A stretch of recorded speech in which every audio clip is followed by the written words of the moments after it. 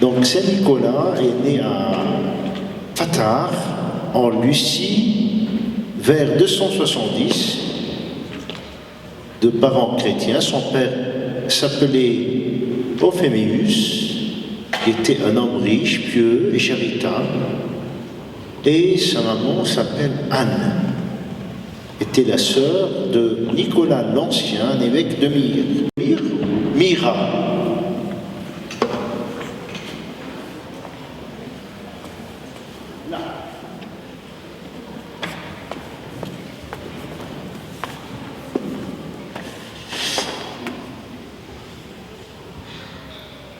Voilà quelques ruines de Myre en Turquie.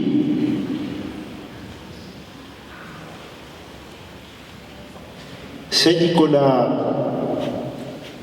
était baptisé comme nous tous enfants. Selon la tradition, il est devenu le successeur de son oncle.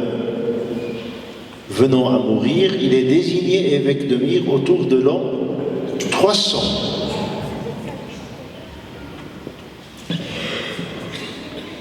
Voilà deux grands tableaux en Italie, dans l'abbaye de Novalesa du XIe siècle.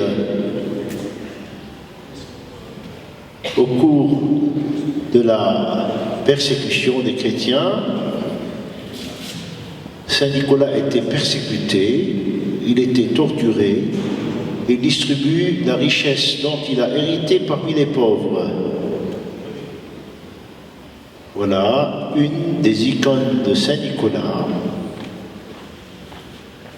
qui est le patron de la Lorraine. Et il a participé au concile de Nicée 323.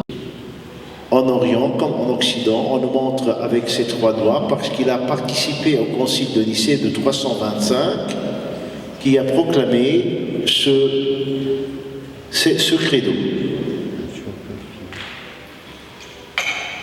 Voilà. Son tombeau est placé à l'abbatiale d'un martyrium à l'église de Myre en Turquie, qui attire de nombreux pèlerins, mais il est menacé par les rails des Sarrasins depuis le XIe siècle. Ces ossements sont conservés dans l'église de Saint-Nicolas de Myre jusqu'en 1087. Selon la légende, ils ont la particularité des senter huile parfumée, comme Alain nous a raconté il y a un petit instant. Et ce banc est connu dans toute l'Europe du Moyen-Âge. À des fêtes de l'armée byzantine en 1071 à la bataille de Manzikert, livre l'Anatolie aux Turcs, ce qui décide plusieurs villes italiennes marchandes, dont Nicolas est le saint patron, à récupérer ces reliques. 62 marins venus de Bari, gagnant de vitesse les navires vénitants, volent et ramènent ces reliques, supposées le 9 mai 1087 à Bari, en Italie. Comment Saint-Nicolas est venu en Lorraine?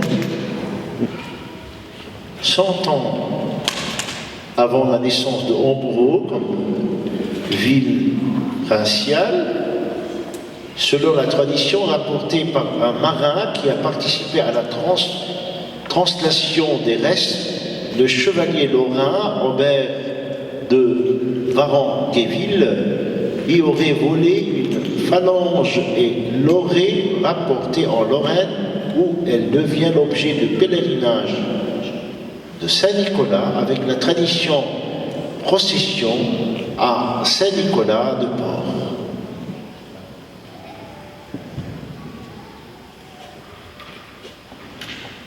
C'est René II, le duc de Lorraine, qui a décidé de faire de Saint-Nicolas le protecteur de son duché le 5 janvier 1477, après s'être recueilli ici à Saint-Nicolas-de-Port et avoir confié son destin à Saint-Nicolas.